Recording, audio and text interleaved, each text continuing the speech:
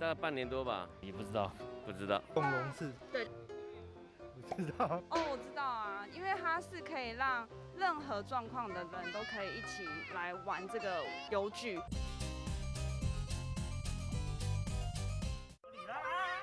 什么意思？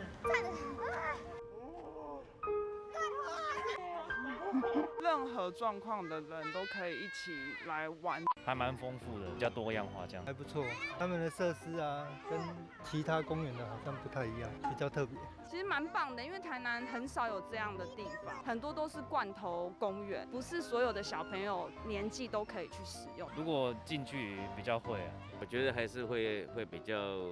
担心一点。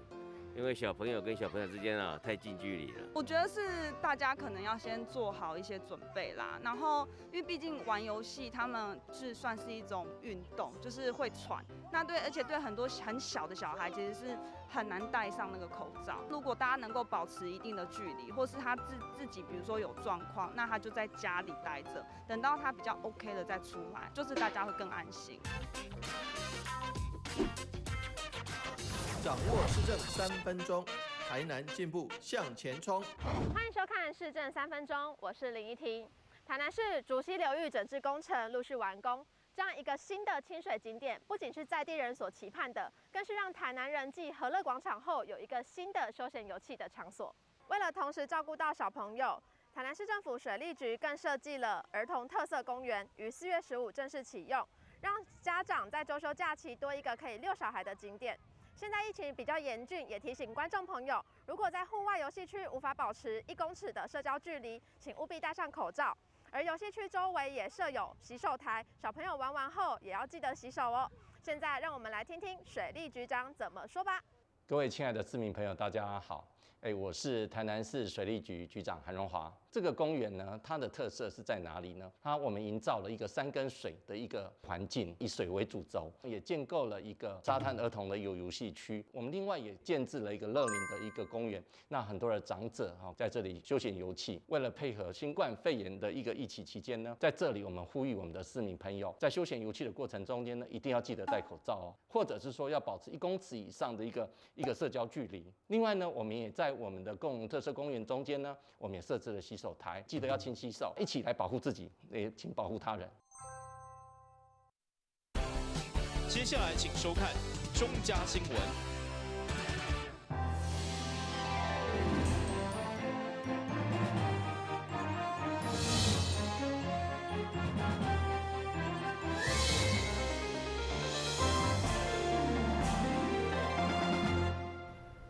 大家好，我是陈碧纯，欢迎收看4月23号礼拜四的中嘉台南地方新闻。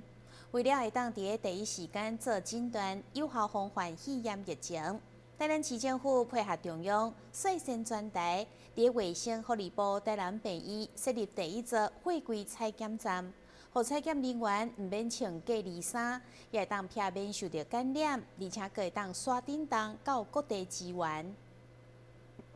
台南市卫生局表示，货柜采检站是户外独立的采检空间，采检区甲被采检区是完全密封，而且是隔离的。采检人员只要双手伸入去采检的空内，就用个透过作业的手套进行采检。会担心说有没有可能就是说接触到病人嘛？可是因为其实我们采检完之后呢，就是上面会有那个紫外线灯，那它会去做照射，所以手套表面假设有一些病毒残留的话呢，那紫外线它的照射会将病毒去做一个完整的消除。那小心起见，我们也会有清消人员就是定期会对这个手套表面做一些漂白水的消毒。所以我想不会有那一种假设前一个病人他真的是阳性，那后面那个病人再过来的时候被感染的这个疑虑，这样，所以是不用担心。刚刚在示范的过程中啊，像这样采检的话，如果都做得很顺利的话，大概一个病人可能around大概5分钟内就可以采检完这样子。那这个采检箱就是在应付那种当大量病人来的时候，像最近的新闻像是军舰嘛，像万一就是倘若就是说有些比较集体传染的，我们比较担心的像是社区学校幼稚园这种比较大量人的时候，需要大量采检的时候，让他必须在户外做采检，这样会比较安全啊。市长表示，货柜采检站是以户外独立的采检空间，内面设有4间独立的密封式隔离空间，就算采检人员唔免穿隔离衫，嘛唔免惊被感染。以保守的估计，平均一个人采检过程大概需要10分钟，4经1点钟就用来处理24位，就算磐石舰的全部官兵，唔免1天就用来全部完成，会用来因应扩大采检的能量，而且嘛适合来移动式的资源。移动式的筛检站，大家知道，既然名为移动式，就表示它可以到任何地方，不管在一个空旷的地方或者在医院前面，它都不需要进去医院内部。那最重要，它是有效隔离了患者、被采检者跟医护人员，它中间有个很完全这个隔开的这个一个隔板。那所以说，完全第一个见不了面，他们面看彼此看不见；第二个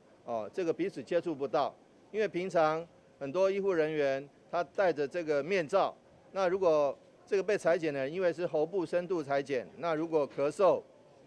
或者是有这个体液分泌物喷出的话，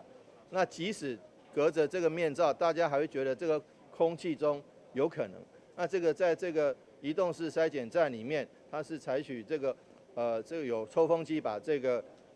里面的空气往上抽，所以说基本上有效保护了医护人员。卫生局表示，货柜采检站是采负压隔离，一做的造价大约40万。伫咧上午的启用仪式，嘛有民间的社团、国际扶轮、台南凤凰扶轮社捐赠35万块。未来市府嘛将伫咧溪北新营病院来设立第2座的货柜采检站。台南新闻林根采访报道。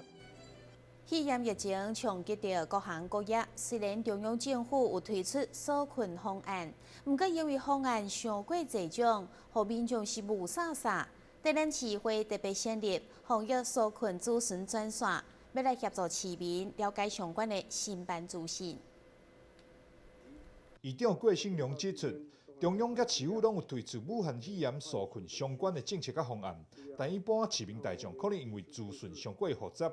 有的人根本唔知影家己使用什么方案，甚至阁有人唔知影要安怎申请，所以台南市议会特别成立防疫纾困咨询专线，协助民众了解相关的资讯。中央呢，因为武汉肺炎呢，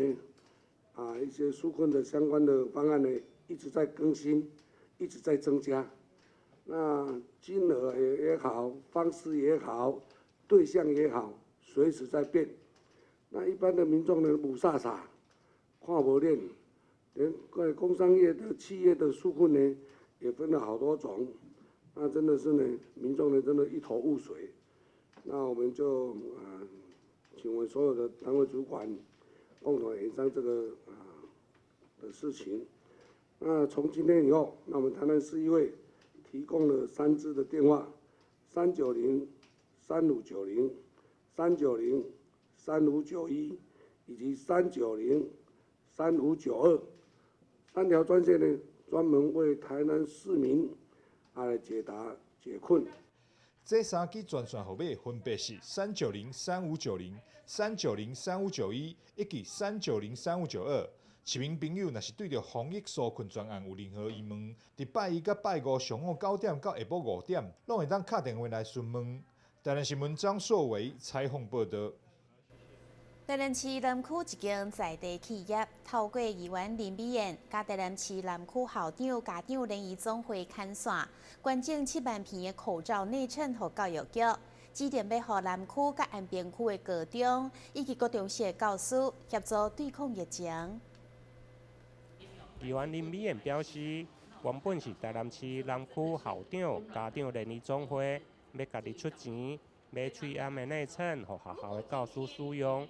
透过议员甲业者的沟通，该企业负责人伫咧知影以后，因为感念老师伫咧教学的辛苦，因此嘛发挥企业的社会责任，决定捐赠7万片的口罩内衬，予南区甲安平区总共23间高中甲国中小的学校受惠。一线教学的老师在上课的时候，因为讲话的机会非常的多，所以造成他们本身口罩都会湿透了。湿透的时候，当然老师会觉得不舒服啦。坦白讲，第二点，他们可能也会影响口罩的一个功能啦。那所以他们就是在第一时间跟我们反映说，他们想要去买一个内罩，就内衬啦。那当然我们就是找了一个就是企业，就是钱家美这个苏董这边，我们跟他反映说，我们总会长要来买采购，但是苏董马上讲说不用，让我们来做一个就是捐赠的啊，所以今天才有说哈，针对台南市南区跟安平区23所学校高中、国中小学的老师还有1400多位的老师我们提供他这就是口罩的内衬真的非常感谢我们的苏董愿意在第一时间能够把他的一些就是这么的产品提供我们老师，当然也希望他老师在上课的时候让他更加的舒服。我们看到很多社会的爱心，不管公司、行号、企业、个人，甚至我们的很多的议员，都用了各种的一些资源来协助这一次的防疫。那这一次刚好又顺应到整个敦睦舰队的疫情的一些提升，然后给了我们及时雨。那总共在南区跟安平区21所学校以外，还有刚才美议员有讲他的母校中西区有2所学校，总共有23所学校，那1400多位的老师，那每一位老师有50片，刚好1包装那个口罩内侧。那希望我们的防疫工作，这次老师也非常的辛苦，尤其每天都在校门口量测体温，随时要注意孩子的安全。那也给我们第一线的老师一个打气跟加油的机会。受证仪式由教育局副局长吴国民来代表接收，因为惊受证单位出席造成群聚，因此现场只有几位的代表，包括校长、家长、联谊总会长薛等人，加诚信企业的代表苏小姐，并且接受教育局颁证感谢状。台南新闻林根采访报道。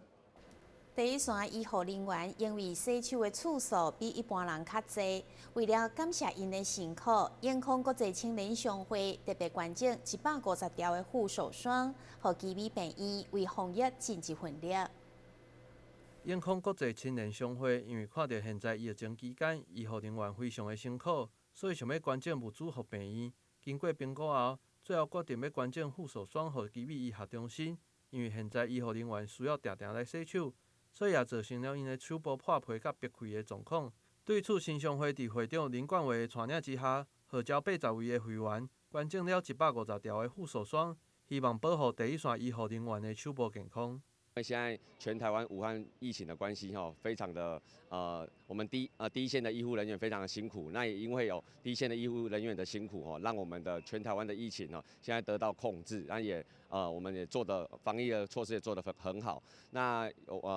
有透过我们我有去问我们那个郭炳南郭主任就是我们医院的郭主任，那有问他说我们医院现在目前比较缺少的是什么东西那郭主任有跟我们回应说，我们现在医院是比较缺少我们的护手霜这个部分。那为什么会缺少护手霜的部分？因为我们第一线的医护人员他每天都会因为疫情的关系，每天要洗手，那一天可能要洗了1-20次会导致手都脱皮，然后皲裂会受伤。那因为现在缺少了护手霜这个部分，所以我们永康国际青年商会我们全体会友号召这个活动，那一起捐赠150条我们理肤保水护手霜，那一条是400块，那全部是6万元。那我们全体会友一起捐赠这个动作。那我们今天把150条护手霜带来我们奇美医院，要做一个简单的捐赠仪式。那也希望我们第一线的医护人员可以在守护他的手，把他的手保护好，才可以在第一线为我们防疫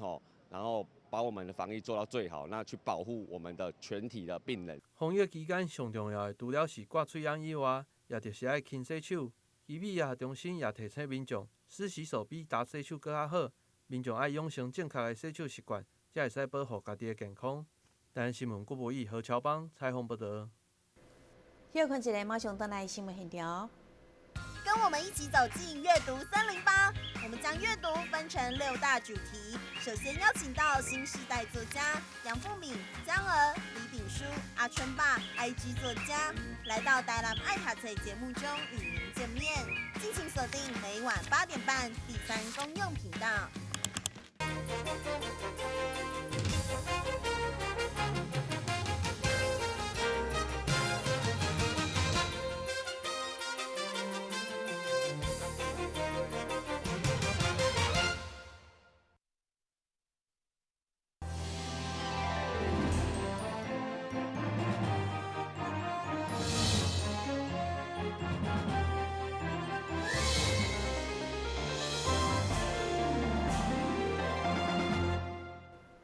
近年来，市府积极推动有机农业，现主时有机农业的种植面积已经有654公顷，真其中关田区占地上大。市长黄伟哲23号特别前往石生养殖农场去了解业者经营的状况。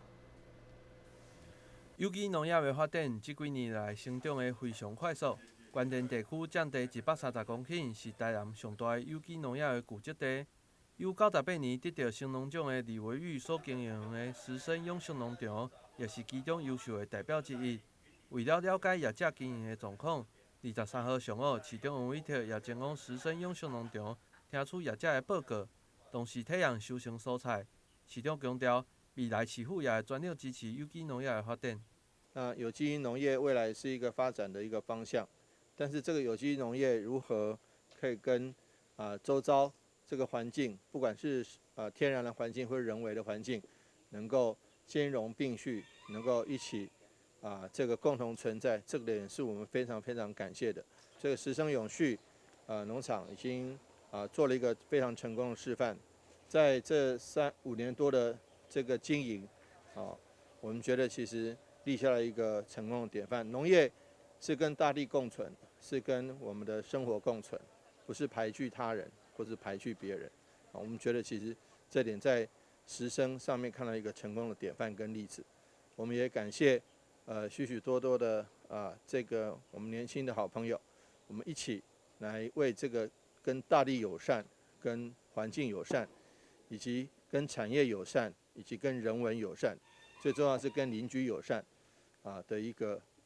永续有机农场，能够在台南发光发热、成长茁壮。过去农业予人的印象拢是小规模的生产，但是因为现在社会的发展，农业也转型成为企业化。石生养殖农场就是一个真好的模范。除了提供学校的午餐甲难考的想象以外，也会使伫济济卖场看到提供消费者优质健康的农业产品。台湾新闻郭博义、何超邦采访报道。关心劳工除了就业问题以外，工作环境的安全也非常的重要。市长除了要求劳工局成立职安健康处以外，嘛呼吁厂商成立安慰家族。23号举办授旗典礼，市长嘛特别出席授旗。为了落实希望加强的政策，市府除了关心劳工的就业议题以外，也希望劳工会使注意职业场所的安全。透过劳工局成立职安健康处甲防灾防疫辅导团来努力，也号召企业成立安慰家族，依照大厂带小厂的运作模式，打造职场安全卫生文化。由市长王伟哲亲自授旗，希望提升社会大众的职场安全甲健康意识。我们非常第一个感谢尖山皮江南度假村成立第一个服务业的安慰家族。第二个，我们感谢大台南总工会为核心来集结各个工会来从事社会公益，帮助社会弱势的人来搭建整修他们的这个房屋。那第三个，我们感谢联景企业在这个提供免费的婴假给这些志工们在工作的时候能够维系他们的安全，这些都是社会爱心的表现，也是对于社会弱势的一个帮忙，更是对劳工这个工作场所健康、卫生、安全的一个最大的保证。我们台南市的治安事件过去一直发生，我们希望说未来透过安慰家族的成立，能够让我们现在已经有既有的31个安慰家族，600多家厂商，大家能够互相做横向的联系，来把这个职业安全卫生互相能够做好。除了打造友善的环境以外，以大台南总工会为主的安慰家族，也主动帮助弱势劳工的家庭修缮因的厝，这也让市长非常肯定，并颁发感谢状，期待社会各界共同为打造希望家园来努力，成为台南劳工的靠山。台湾新闻郭博义、何超邦采访报道。4月份开征的汽机车使用牌照税，今年因为受到肺炎疫情的影响，有部分的民众可能无法度伫期限内缴费。市府在税局就提醒市民，只要提出相关的证明，就会当申请延期或者是分期缴税。每到4月份，就是牌照税开征的时间。在税局为了方便民众缴税，特别开辟多元缴费管道，让民众家己选择。这个缴纳管道有金融机构，还有便利商店再来就是那个依化缴纳，你可以线上查缴税，还有那个便利商店的那个多媒体机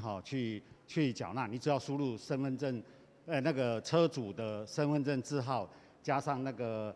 车牌号码，它就会产生小白单，你就可以缴税。也因为疫情的关系，有部分民众可能无准备停工，或者是接受隔离治疗当中，民众只要提出相关证明，拢会当办理分期或者是延期缴纳。你如果是说，因为你是肺炎被居家隔离啦，那个隔离治疗啦，那居家检疫的话，你那个缴纳期限原来是到那个4月30号，但是你可以等到你出来了之后，你可以延到6月1号缴纳。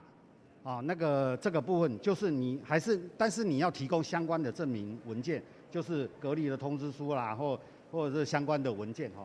另外，为了鼓励民众爱多多使用云端发票，除了设立未少专属奖项以外，而且为今年开始，更是增加50万组500块的奖项，大大提升得奖几率。民众若是有任何税务问题，嘛会当打免费电话080000000321来查询。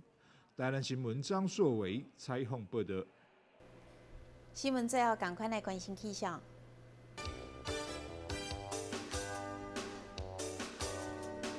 明仔载是乌云有时侪云，短暂晴好的天气，温度21度到26度，落雨几率有3成，海面平均风力6级到7级，上大阵风是9级。